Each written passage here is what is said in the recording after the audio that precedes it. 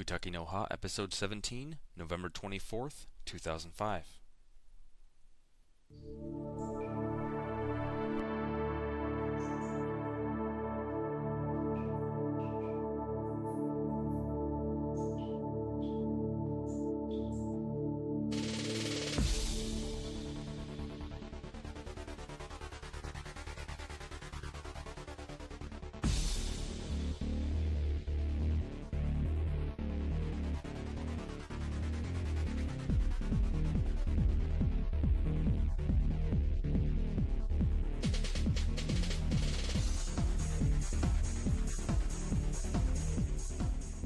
Welcome to Kutaki no Ha, the podcast dedicated to the Bujinkan martial arts of Masaaki Hatsumi Soke and to the spirit of cooperation and friendship in the Bujinkan community. I'm Shawn, your host for the podcast. This is going to be our Christmas/Yule/winter solstice episode, and we've got some interesting stuff for the program today.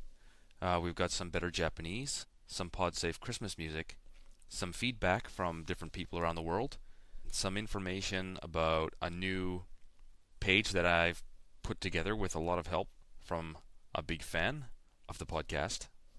I'll be giving you that information. Some thoughts on the Christmas season in light of the winter solstice, and an update on the status of Kutaki donations for the Pacific tsunami that happened last year on December 26th. For our first bit of music today, we're going to be listening to some acoustic guitar by Derek Miller, and I was looking for some pod-safe music at music.podshow.com, which has a lot of music that you can use royalty-free for podcasts and this type of thing. And I found this acoustic guitar Christmas song that I thought sounded good, and when I looked at the artist, I noticed that he's from British Columbia, Canada, and that's where I'm from, so that was a nice coincidence.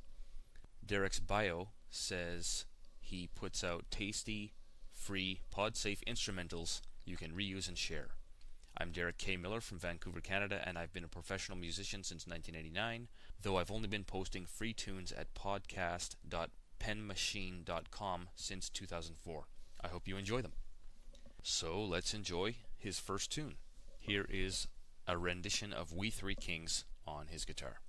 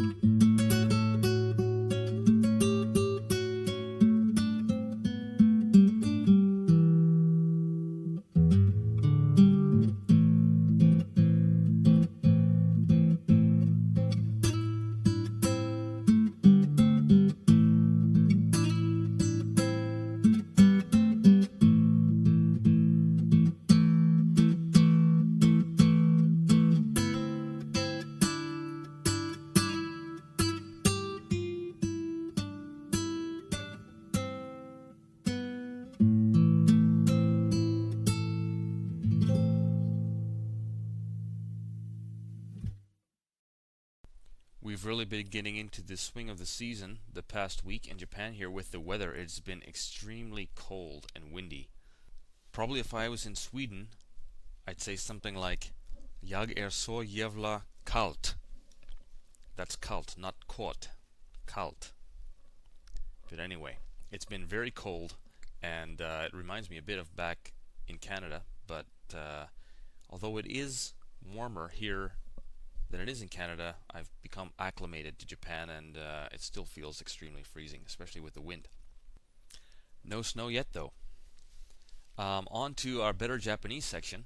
Someone had been remarking on the Kutaki.org website, Kutaki no Mura, about Better Japanese with Maki, and wondering where Maki had gone.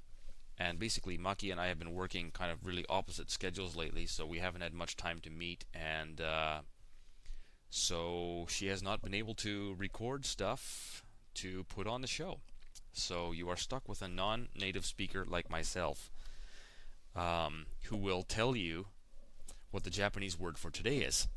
And the Japanese word or phrase for today is omedetou gozaimasu. Omedetou gozaimasu. And basically this means congratulations. So at Christmas you can say Christmas omedetou gozaimasu. And at New Year's you can say Akemashite omedetou gozaimasu. Akemashite omedetou gozaimasu. Which means Happy New Year. For a birthday greeting, you would say O tanjoubi omedetou gozaimasu. O tanjoubi omedetou gozaimasu. And in this case, tanjoubi means birthday, and you put an O on the front of it, which is an honorific, which means that you are referring to the other person's birthday, not to your own birthday. But anyway, the generic term for congratulations is omedetou gozaimasu. Or if you want to be really informal, you can just say omedetou. In the future, I'd like to, of course, get a native Japanese speaker to do the Better Japanese section. And since Maki's not available very often, I am keeping my radar kind of open for some people that I might be able to nail down and sucker into doing this section. And actually, just before recording this, I had this kind of flash of inspiration that maybe a Japanese guy by the name of G.H. Duke, which is short for God Hand Duke, which is a nickname for one of our moderators on Kutaki.org forums. And I have been thinking that since he is a Japanese person and he can speak English and Japanese, that maybe I will be able to twist his arm a bit and get him on to maybe do the Better Japanese section at some time in the new year. So, G.H. Duke, if you're out there listening, be watching around every corner as you walk down the street, because you never know. I'm going to pounce out with a pen and paper, and I'm going to get your signature saying that you have agreed to do the Better Japanese section. So be watching, because I'll be hunting for you in the new year.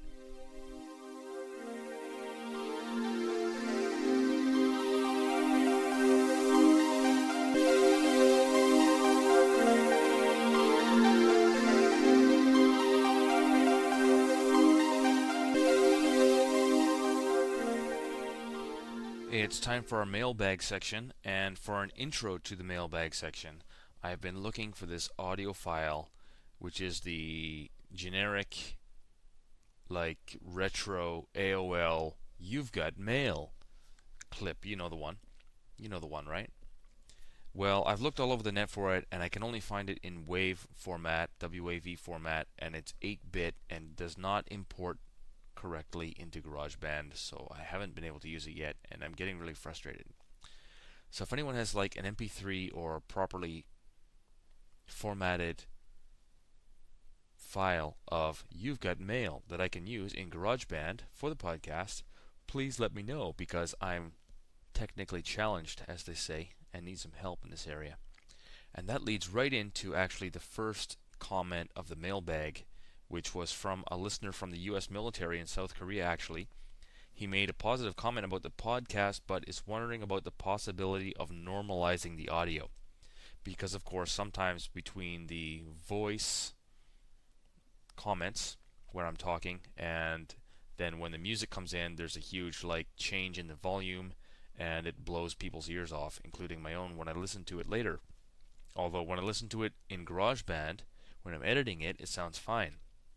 But then afterwards, after I upload it, after I listen to it on my own iPod or whatever, then I finally realize after it's already been online that it sounds really bad in those kind of interval changeover places.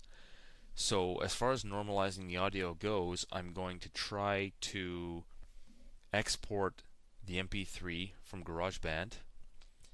I'm going to actually export it into iTunes from GarageBand, then export it into MP3, and then I'm going to import the MP3 into Audacity and then normalize it in Audacity. Okay, that's the only way I can think of to do it at this point. If anyone knows of a way that I can do this that would be a little bit easier, I would appreciate any tips that you could provide. The next piece of feedback was from a Swedish friend who prefers to remain anonymous. His mail said, "Nice podcast. Here's a quote for you on grades from back in the 80s that still rings true to me." And this is a quote that Soke apparently said at his house to the Swedish friend. And the quote is, "Don't let the ranks worry you. They are part of understanding the Shingon too. Develop your eyes so that you are able to see for yourselves who is truly skilled and who's not. If you don't have the eyes, you have nothing. You might be quickly killed or have wasted your time." I thought this was an interesting quote because it reflects Soke's view on ranks and the fact that it's not the number on the piece of paper that's what's important, but what real skill is that's important, and that it's not just like your rank certificate or the number, but it's the actual skill level that you have, and also not only the skill level that you have, but the ability to see the skill level that other people have as well. And I think a lot of people in the Bujinkan get caught up on paper ranks and kind of inflate themselves based on what's written on their menkyo rather than what they actually do on and off the mat. And so I really like this quote from Soke that my friend from Sweden sent me. Having done karate for a number of years before I joined the Bujinkan, if I had looked at the Bujinkan from a karate perspective, I would have really basically laughed at a lot of the high ranks that people in the Bujinkan have. Like in the karate style that I studied, the top two people in Canada were 6th and 7th dans, and they were both Japanese. Like the top foreign person in Canada in my karate style was like 5th dan or something. And my instructor was a 3rd or 4th dan, and he was already called like Shihan at that level. And he'd been studying for like decades already. And his ability was really good as far as karate went. He was able to really do a good job against everyone else using just really, really basic techniques, but his timing and distance were really, really good. And there's no doubt at all, really, that if he were in the Bujinkan, his rank would probably be very much higher, just because of the way that the Bujinkan ranking system goes. But it just shows that the whole rank system is completely relative to what system you're in and how people judge it depending on what system you're in. So, although I realize that defending the Bujinkan rank system to people from other martial arts is actually not really a big deal or that important, at the same time, having come from a karate background, I sometimes feel the reason that people from other arts view Bujinkan ranks with skepticism, and wish that I could somehow convey to people from other arts why the Bujinkan ranking system is as it is. The next piece of feedback I had in the last week was from our Kutaki groupie from Hungary, Eva, and she sent me an audio comment actually, and this is what she had to say. Hello everybody, this is Eva.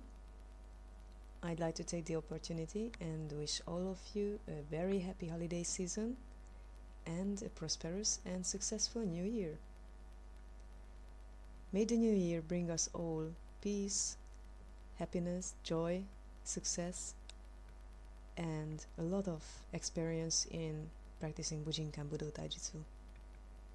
And also that the Bujinkan community would be at least as much full of the spirit of cooperation and friendship as it is now. Happy holidays to all of you. And happy holidays for myself as well.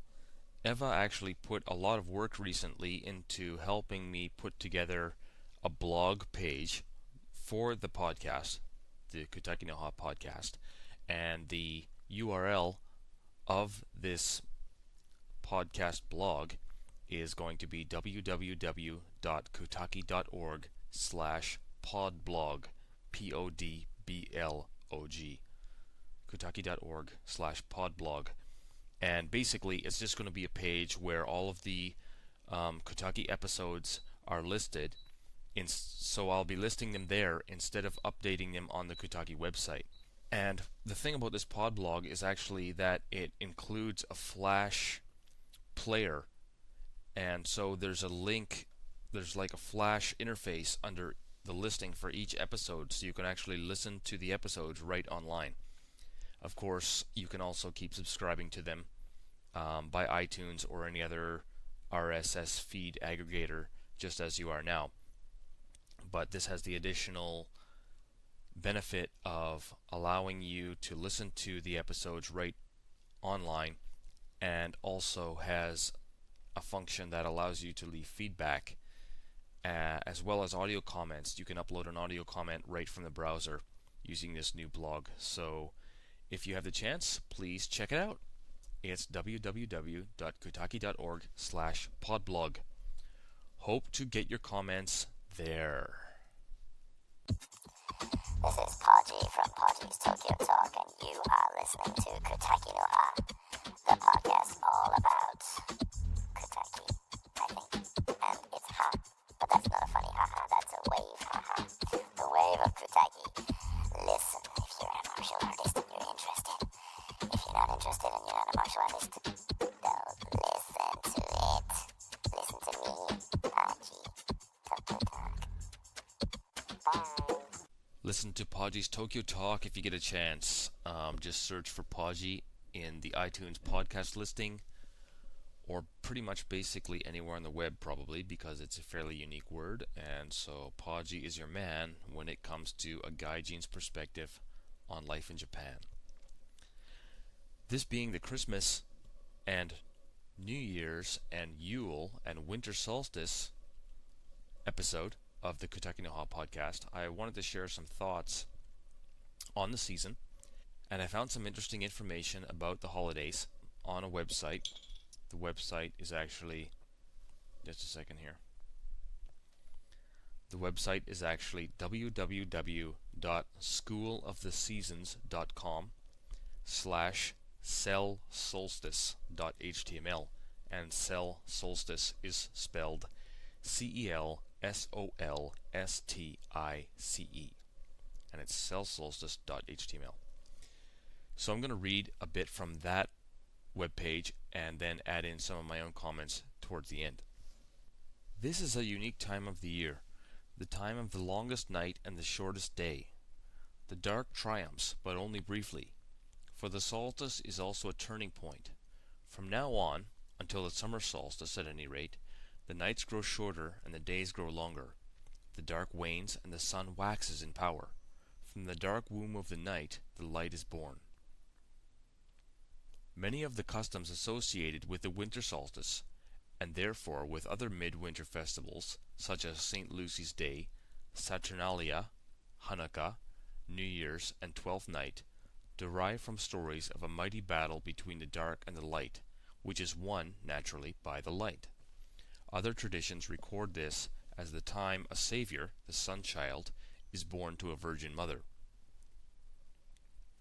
The Romans celebrated from December 17th to December 24th with a festival called Saturnalia, during which all work was put aside in favor of feasting and gambling. The social order was reversed, with masters waiting on their slaves. The Saturnalia is named after Saturn, who is often depicted with a sickle, like the figures of death or old Father Time. Astrologically speaking, Saturn is saturnine, gloomy, old, dutiful, and heavy. He was the god who ate his own children rather than let them surpass him. For new life to flourish, for the sun to rise again, it is necessary to vanquish this gloomy old fellow. Therefore, the feasting and merriment of the midwinter season are religiously mandated in order to combat the forces of gloom. The day following Saturnalia was the Juvenalia. After vanquishing the old king, it's time to celebrate the new in the form of children, the New Year's baby, the Son of Man. Naturally, this is the time of year at which the birth of Christ is celebrated, since he is also the new king, the light of the world who brings light. Christ's birthday was not celebrated on December 25th until the 4th century. Before then, December 25th was best known as the birthday of the Persian hero and sun god Mithra. The myth tells that he sprang up full grown from a rock, armed with a knife and carrying a torch. Shepherds watched his miraculous appearance and hurried to greet him with the first fruits of their flocks and their harvests. The cult of Mithra spread all over the Roman Empire. In 274 AD, the Roman Emperor Valerian declared December 25th the birthday of Sol Invictus, the unconquerable sun. Christ was also not the first miraculous child born to a virgin mother. As Marina Warner points out, the virgin birth of heroes and sages was a widespread formula in the Hellenistic world. Pythagoras, Plato, and Alexander were all believed to be born of a woman by the power of a Holy Spirit. The union of a virgin and a supernatural force, like the couplings between Zeus and various nymphs, was shorthand indicating the presence of a miraculous child, a child with the powers of both worlds. Dionysus is such a child, born of a union between Zeus and Semele. Until the 4th century, Christ's birthday was celebrated on January 6th, on the same date when the Virgin Kore gave birth to the year god celebrated in Alexandria with a festival called the Koreon. Saint Epiphanius complains about the hideous mockery of this rite, but it preceded the story of Christ's birth. In the original ritual, the image of the goddess, decorated with gold stars, was carried 7 times around her temple as the priest cried, "The Virgin has brought forth the new aeon." Although aeon, or eon, is now defined as an indefinitely long period of time, an age, or eternity, its Indo-European root conveyed vital force, life, long life, eternity, and the Greek form aeon meant specifically vital force. This description recalls the Egyptian ceremony reenacting the birth of Horus, the sun god, to Isis. All lights in the city were doused, while Isis circled the sarcophagus 7 times, then brought forth Horus, who is called the light of the world. Statues of Isis holding the newly born sun god on her lap, presenting him to the world, are similar to pose to later statues representing Mary and Jesus. This is a natural time for letting go and saying farewell. Release your resentments and regrets into the darkness, knowing they will be transformed.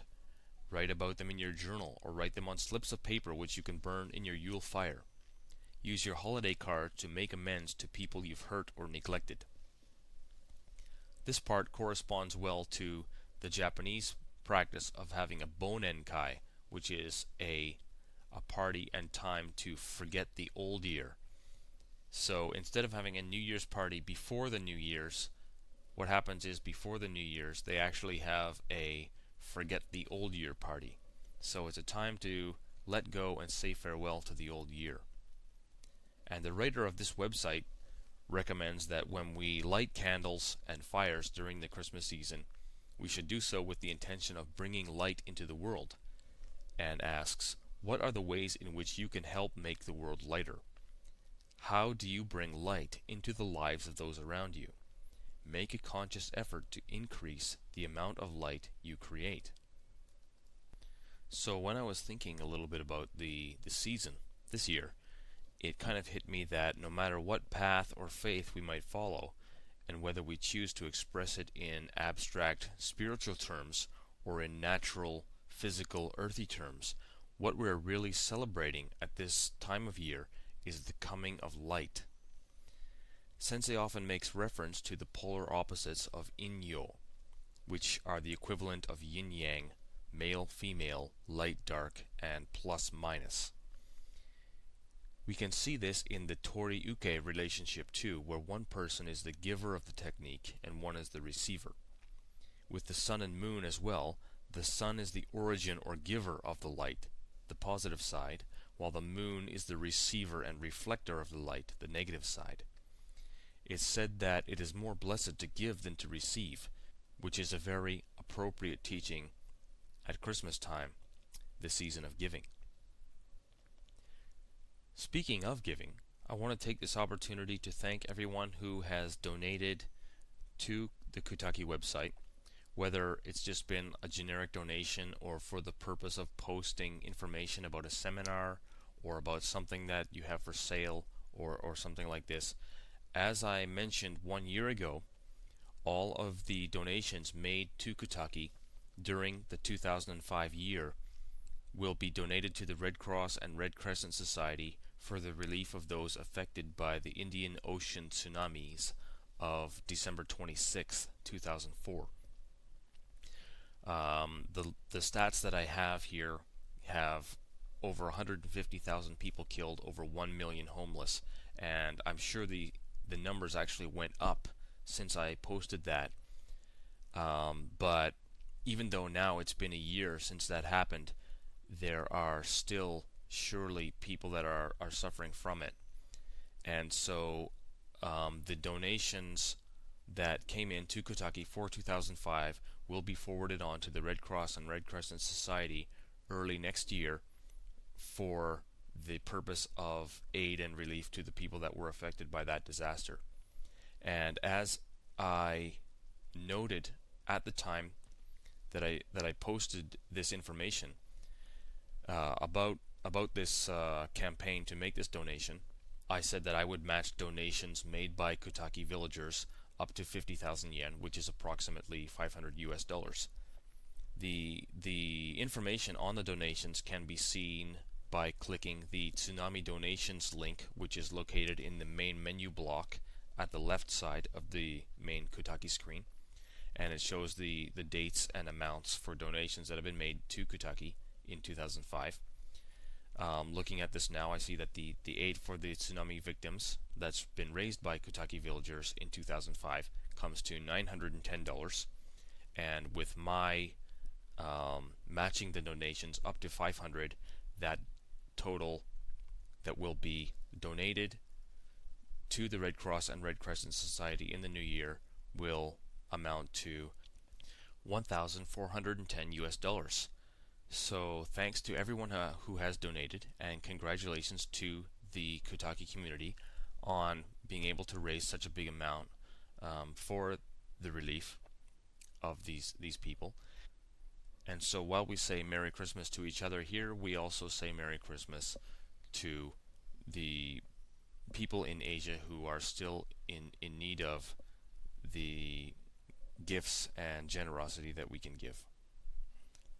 I'm very proud to be part of Kutaki in this area where we can really make a difference in people's lives. As Budoka, I mean, martial arts is not only about self-protection and protecting one's own individual self, but it's also about preserving one's family, one's community, one's country, and also the things that are important about humanity in general. And a disaster of this magnitude is really something that we as human beings can really look at as an opportunity to help one another. And so I'm very proud of the fact that Kutaki is able to do that.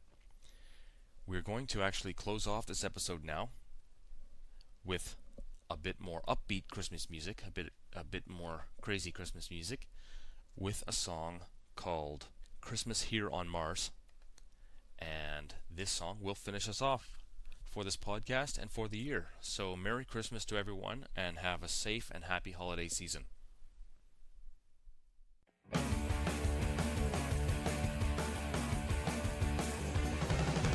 Living on this starship is a constant holiday. Let's go have some fun this year, go somewhere new to play. We'll never get the blues. Let's drink all the Martian booze. Baby, let's make Christmas here on Mars.